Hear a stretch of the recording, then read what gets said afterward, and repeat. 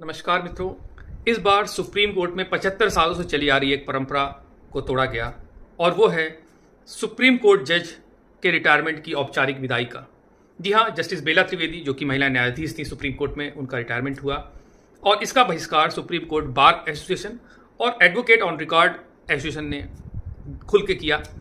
और ऐसी किसी भी विदाई समारोह में भाग लेने से इनकार किया। हालांकि कपिल सिब्बल जो कि बार एसोसिएशन के अध्यक्ष हैं और उपाध्यक्ष, उन्होंने भी इसमें शिरकत की, लेकिन अन्य मेंबर्स ने स्पष्ट रूप से इसका विरोध किया। जबकि सीजीआई ने भी खेद प्रकट किया कि ऐसा होना दुर्भाग्यपूर्ण है और उन्होंने प्रशंसा करते हुए जस्टिस बेला त्रिवेदी की कहा कि वो निष्पक्ष और मेहनती हैं। तो दरअसल ये पूरा वाक्य क्या है, इसको समझते हैं। एक्चुअली जस्टिस बेला त्रिवेदी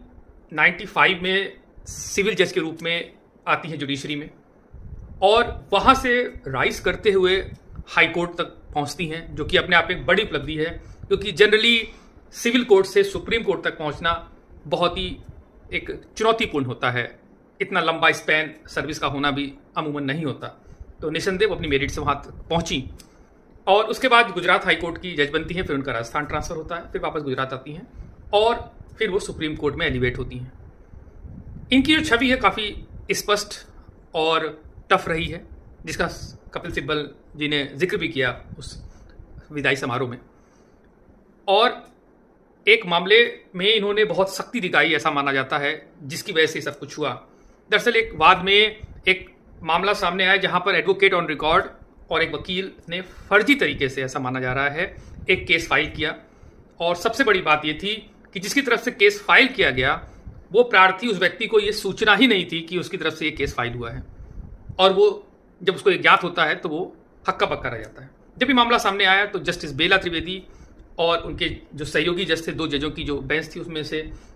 एक जो जज थे उन्होंने तो इनकी माफ़ी मान ली, लेकिन जस्टिस बेला त्रिवेदी ने बहुत ही सख्त तरीके से एक आदेश पारित किया कि एडवोकेट ऑन रिकॉर्ड जिन्होंने ये फर्जीवाड़ा किया है उनको 1 महीने तक लिस्ट से बाहर किया जाए, जो एक लिस्ट होती है एडवोकेट ऑन रिकॉर्ड्स की,